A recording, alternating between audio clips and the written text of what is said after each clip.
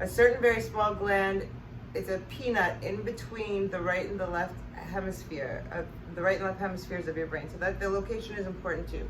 It's very deep in the brain, in between the right and the left hemispheres.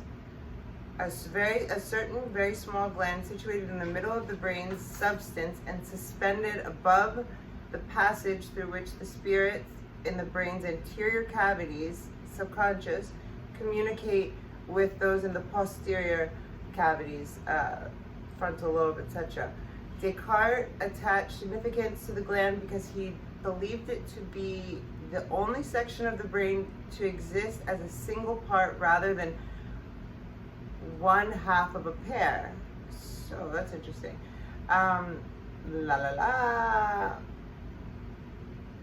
Okay, the secretory activity of the pineal gland is only partially understood. So stop giving me these 40% facts about kids. It's bullshit. Wikipedia. Call shit out. Question everything. Partially understood. Its location deep in the brain suggests that philosophers throughout history that it possesses a particular importance. This combination led to it being regarded as a mystery gland with mystical, metaphysical, and occult theories surrounding its perceived functions. The pineal gland was originally believed to be a vestigial remnant of a larger organ. In 1917, it was known that extract of cow pineals lightened frog skin. Who the fuck did that experiment? Let's take cow pineal glands, and I guess maybe they were testing the frogs for like a cream for humans. Dermatology professor Aaron B. Lerner, who's a masochist and an asshole, or not masochist, he's mean to animals, or was, and colleagues at Yale University. It's always follow the money or follow Harvard or follow Yale. Hoping that the substance, or follow Epstein Island's fucking flight log. Dermatology professor, hoping that the substance in the pineal gland might be used treating skin disease, isolated and named the hormone melatonin in 1958. The substance did not prove to be helpful as intended, but its discovery helped while keeping. I saw several mysteries, such as why removing the rat's pineal gland accelerated ovary growth,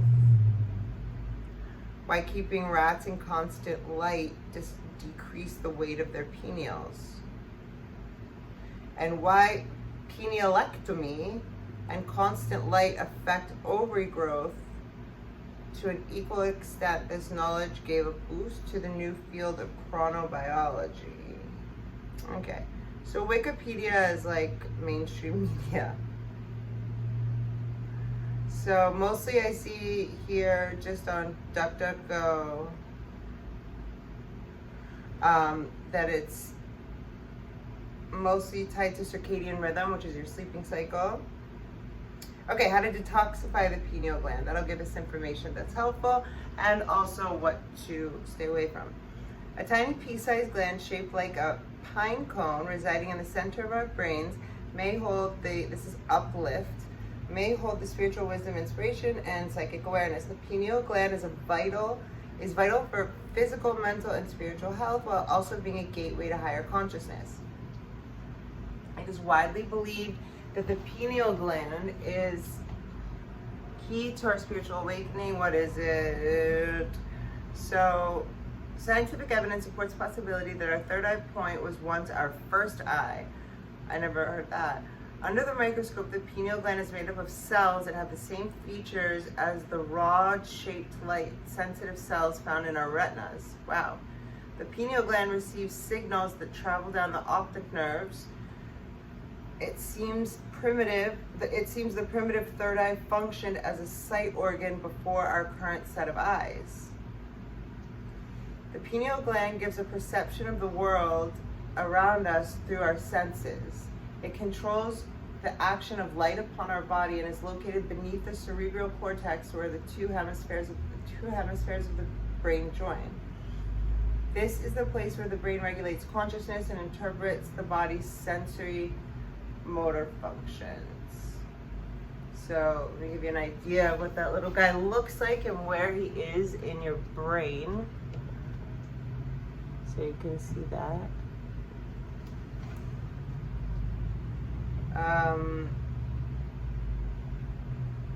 DMT, I guess, opens it. DMT is the most powerful psychedelic substance known to man. Scientific experiments have discovered DMT in the pineal gland of rats. It is believed that DMT is released during near-death experiences, and this may explain the enhanced spiritual connection and awakening that takes place in higher consciousness. Why is the pineal gland blocked? Through poor diet. So get your fucking diet together, please. Exposure to toxins in the environment, the food we eat, stress in modern life. The pineal gland gets hardened and then calcified and eventually shuts down. It is also suppressed by electromagnetic fields, EMF, released by mobile phones and other wireless devices. The pineal gland is especially sensitive to fluoride in the water. Fluoride and chemicals, substances like chlorine are bad for the pineal as they deposit on tissues rich in calcium, such as pineal. So if you think about it, it's like if you put minerals in water, you get cement. You know what I mean? So think about that. I always think about that with mineral water as well. Like, why am I gonna drink a bunch of minerals with water? Like, it just feels to me like that's, okay. So what, I used to drink water in LA, not anymore. There's so much fluoride in it. So if you possibly can get a filter, Brita filter or bottled water. The gland calcifies when it encounters fluoride. That makes you wonder about the shower. These calcifications are known as corporoarenacea, or brain sand, and are made up of calcium phosphate, calcium carbonate, magnesium phosphate, ammonium phosphate. Chemicals that are harmful to the pineal gland can come in everyday activities. Example, fluoride is found in most toothpaste and tap water. Likewise, food laden with pesticides, preservatives, chemicals cause the pineal gland to become sluggish and lose its vitality and power. It also is believed that calcium supplements are detrimental to our health and that it's better to gain calcium through our diet and calcium-rich foods such as almonds, leafy green vegetables, and tahini. It's important to detox the body in order to decalcify the pineal gland. In today's world, we are assaulted by an enormous range of chemicals in the air that we breathe, the water that we drink, the food that we eat, our poor diets, and contemporary lifestyle are the main causes of decalcification. The pineal gland is very sensitive to chemicals, and it's said that due to modern lifestyle, pineal glands have shrunk. Indian masters of the Vedic times were believed to have pineal glands the size of a lemon. Today, our pineal gland is the size of a seed or a pea. Detoxification. So first of all, meditating the pineal gland, the third eye point, that energy center is the attention-hungry chakra, as one teacher said. And you can feel it sometimes when you're meditating and you're focusing and you're concentrating on this point between and slightly above your eyebrows. You can feel like a little tingling sometimes. We're gonna work on that. Detoxification is a two-part process.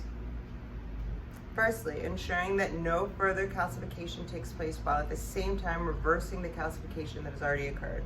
This may require some lifestyle changes.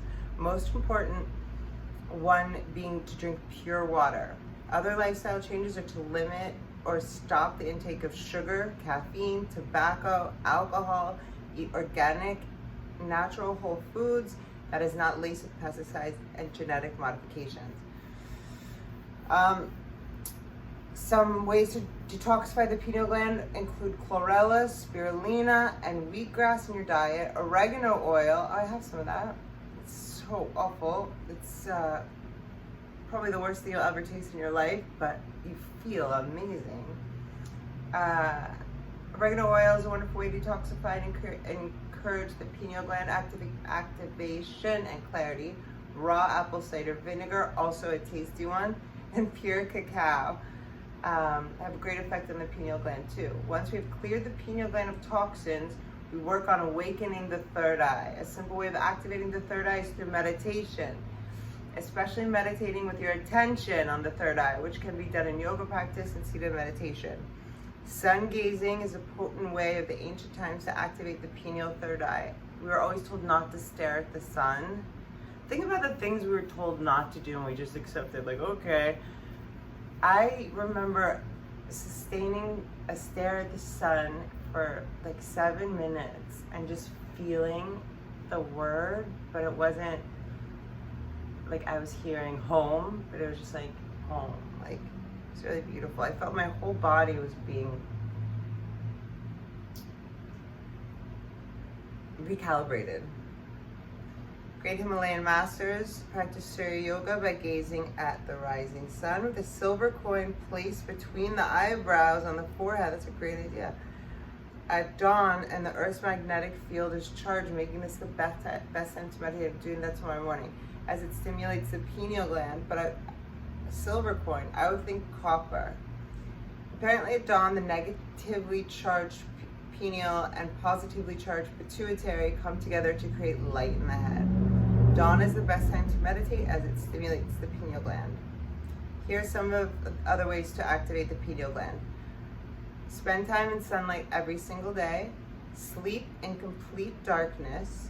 Commit to a regular meditation practice, as this will develop and enhance your pineal gland.